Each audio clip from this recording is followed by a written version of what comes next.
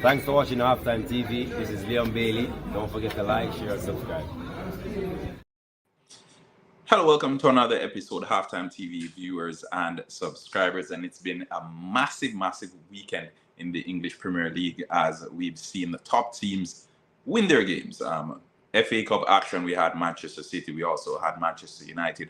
And we'll get to that a little bit later because there was, in fact, drama in the Manchester United game. And I know the Manchester United fans, they're kicking themselves now, even with a positive result in the end. But before we even get to the FA Cup action, what a weekend of football it was, and especially for the Reggae Boyz who were in action, I must say it's a good look. And as this video is titled "The Business End," this is the business end of the season, and we have World Cup qualifiers for Jamaica and for the Reggae Boyz coming up in less than 2 months. We have the Copa America coming up in a couple of months as well a couple of weeks now.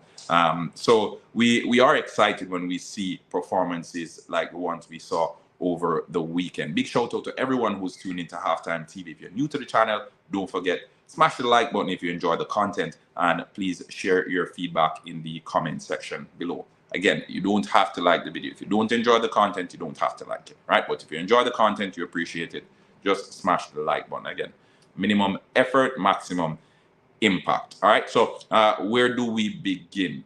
I think we should start with Ethan Pinnock. He has been a mainstay in the Reggae Boyz team since he opted to play for Jamaica, and he's been absent of late for personal reasons. He was injured for a little bit, and now he's back in the Brentford team. We know if he's fit, he plays for Brentford, and ever since he came to the English Premier League with Brentford, he's been one that has been turning heads with a lot of the big clubs. Whenever you play against Ethan Pinnock, people take notice. He is a monster, especially in the air. And I must tell you that Ethan Pinnock got on the score sheet yesterday as Brentford run away 5-1 victors over Luton Town. Now, Luton Town, they're almost in the basically in the relegation zone. They're fighting for survival. Good team, I must say. I'd love for them to remain in the English Premier League based on how they play football and how fearless they are. But that's not always the case. And sometimes you have to take a step back, understand the situation that you're in or the predicament, and adjust accordingly. Luton Town, not that sort of team. And on the 62nd minute, Ethan Pinnock got on the score sheet. So big shout out to Ethan Pinnock. Good to see him back on the pitch and good to see him on the score sheet again. So we're always happy when the defenders, and goal scoring defenders is something that very few teams are blessed with. If you have a goal-scoring defender, he poses a different threat to teams that you're going up against. And we've seen that throughout the years. The likes of John Terry always scoring goals. The likes of Van Dijk won that FA Cup, and not the FA Cup, the Carabao Cup for Liverpool a couple of weeks ago. Again, goal-scoring defenders, an asset. Harry Maguire as well for Manchester United. One of his assets is getting on the end of crosses, etc. Sergio Ramos used to play for Real Madrid, another goal-scoring defender. So Ethan Pinnock, the Reggae Boyz goal-scoring defender, getting on the score sheet again for Brentford. Moving on, we had West Ham, and they lost by 5-2, but Mikel Antonio making it 2 from 2. So now he's scored in his last 2 games. Earlier this week, his team were kicked out of Europe. He got on the score sheet, but it was just not enough as they went up against Leverkusen, the informed team this season, yet to be beaten. And I think they avoided defeat today again. So their unbeaten streak continues. Mikel Antonio got on the score sheet today. However, his team fell 5-2 to Crystal Palace. Crystal Palace on a hot streak, as we saw what they did last week against Liverpool. So Mikel Antonio, 2-2. I think that's one positive that us Jamaican and Reggae Boyz fans can take away from that game against Crystal Palace. I know he'd be kicking himself because obviously he wants his team to win, and West Ham in the English Premier League hasn't been great over the past couple of weeks. So they would have been trying to secure a victory in this one. It was not to be, and they fell by 5-2. The game against Fulham, Bobby De Cordova-Reid, he came off in the 70th minute with the game at 2-1.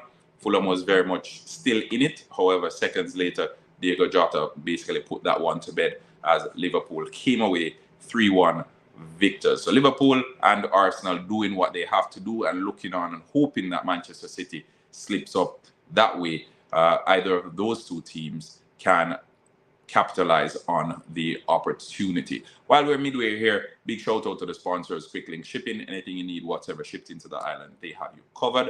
Quick Link Shipping opening a new location as well in Hopewell, Hanover. So now 2 locations, one in Lucy and a second in Hopewell. If you're in the Hopewell area, it's right next to the post office. So you can check them out.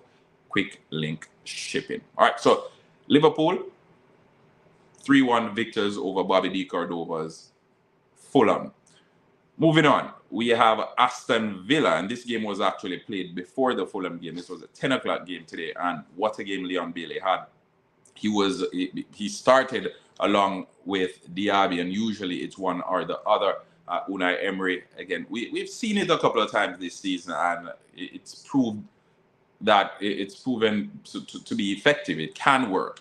However, I think because Unai Emery prefers to have Diaby on that right flank that Leon Bailey usually plays on, that's why he tries to use one or the other. But nonetheless, we had Leon Bailey basically starting things off in this one as I don't know how to put it. It was a magnificent, a sublime assist on the outside of his boot to Morgan Rogers, who took a touch, dismissed the defender, and then rocketed it in the roof of the goal. So Leon Bailey got an assist, and this assist actually brought Aston Villa back into the game because Aston Villa were down 1-0 courtesy of a penalty that was dispatched by Dominic Solanke. What a season he's having as well. So Leon Bailey got the assist in. What that assist meant was Aston Villa went into halftime with it at 1-1. So they leveled it just before halftime. Come out the second half, it was very much the same Leon Bailey creating chances, giving the defenders a rough evening. Ollie Watkins shrugged off a couple defenders as well to get a ball in that was tucked away by Moussa Diaby. And again, coming back to the argument I showed you, these two can actually play together, Leon Bailey and Moussa Diaby. Diaby is more of a utility player. I like to think his work ethic and his effort, both in the defensive third and the attacking third, it gives Aston Villa that extra impetus. However, as it relates to directness, I think Leon Bailey has that over him. And that's what we saw in the 78th minute as Leon Bailey got on the score sheet. Again, what this means now is 14 goals and 13 assists or 13 goals and 14 assists? Somewhere there. We're not sure. But I've lost track of the numbers now. It's such an incredible season that he's having. But let's confirm it. But Leon Bailey getting on the score sheet again and getting an assist again. So we're happy for him. It's incredible to see the season that he's having, and what this means is more eyes will be looking on Jamaica. I know Mike Ricketts came out a little bit earlier this week, and he said he would be reaching out to Leon Bailey to get him back in the team. And who knows, maybe he won't be available for the World Cup qualifiers. Maybe he won't be available for the first part of the Copa. But I very much expect Mike Ricketts to do good on his word, because Leon Bailey and the form that he's having, they'll want to see some of this, or they want to benefit from some of this in the Jamaica national team. So 14 goals and 13 assists in 31 starts for Leon Bailey this season. Incredible stuff. And similar numbers from Ollie Watkins as well, who is leading the line. So I think both these players, Leon Bailey and Ollie Watkins, have been pivotal to Aston Villa's season. And whether he's coming off the bench or whether he's starting, Unai Emery has definitely been getting the best out of Leon Bailey, because he's getting the job done. And the contract that he was granted a little bit earlier on this season is showing to be paying off, at least in the early stages. So we know sometimes when players are working towards a contract, or when they want a new contract, we see them kick up rumpus, as Jamaicans would say. And as a Chelsea fan, I saw that a couple of years ago as well, as Willian had the season of his life when he was trying to get a new contract. And then as soon as that happened, we didn't really see much from him. It was hot and cold, hot and cold. So Leon Bailey proving that Aston Villa did the right thing in granting him a new contract, as he's making good on that belief on the field of play. Now, I think we've spoken about Ethan Pinnock, we've spoken about Mikel Antonio, we've spoken about the man on fire right now, Leon Bailey. Now, I want to turn heads a little bit on the youngster Ellis Simms, who currently plays for Coventry. And I said I want to turn heads on him because he is eligible to play for the Reggae Boyz, and the finish that he had, because again, for those who aren't aware, Coventry came from 3 goals down to force extra time and to force penalties against Manchester United in the FA Cup semi-finals, which was played a little bit earlier on today at Wembley. So Manchester United versus Coventry. Manchester United 3 goals up real quick. I think up to 60 minutes, it was 3 goals to Manchester United. Ellis Simms with an incredible finish. Cross came in, ball was basically behind him, and he swung a boot at it, got in off his shin. He also provided the assist for the second goal, which ended up in the back of the net via a deflection. Now, in the penalty shootout, he didn't take part. However, before the penalty shootout, there was a bit of controversy because Coventry got on the score sheet. However, it was ruled to be millimeters offside, and I know you guys will see it in the end, and it will be all over the internet. Everyone will be talking about it because I think it was a harsh call, and this is one of the reasons we need the semi-automatic VAR system in play, because although lines are being drawn, those lines are where the positioning of the attacker is still down to the interpretation of those individuals in the VAR room. So you'll see it throughout the entirety of this week. But Ellis Simms, goal and an assist in the FA Cup semi-final. Haji Wright, the US striker who downed the Reggae Boyz a couple of weeks ago in the Nations League, he had an incredible game as well, scoring 2 penalties, one in the shootout and one during the game. So I think it's been a magnificent day for the Jamaican footballers in the English Premier League, and